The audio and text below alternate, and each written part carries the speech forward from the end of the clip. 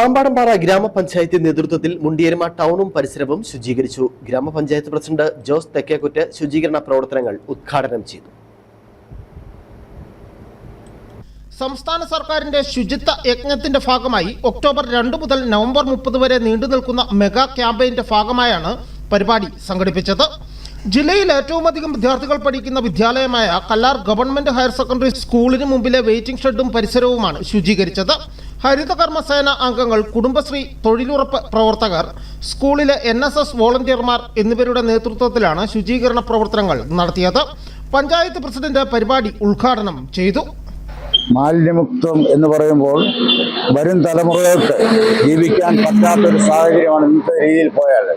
ആയതുകൊണ്ട് പ്രത്യേകിച്ച് പാമ്പാടംപാറ പഞ്ചായത്ത് മാലിന്യമുക്തമാകുവാൻ വേണ്ടി ഭരണസമിതിയും ഉദ്യോഗസ്ഥരും മറ്റ് അനുബന്ധ എല്ലാ ആളുകളും കർശന നിലപാടാണ് എടുത്തിരിക്കുന്നത്. അതിനുവേണ്ട എല്ലാ ക്രമീകരണവും നടത്തി. അതോടൊപ്പം പലയിടങ്ങളിൽ CC ക്യാമറ വെച്ചിട്ടുണ്ട്, ഇനിയും വെക്കുന്നുണ്ട്.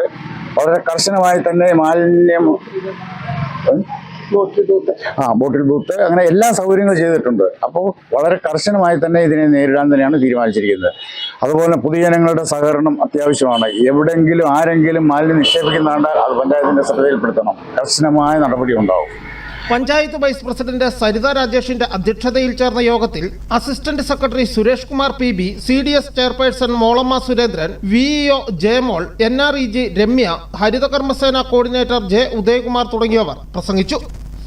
News bureau, Udumbanchola.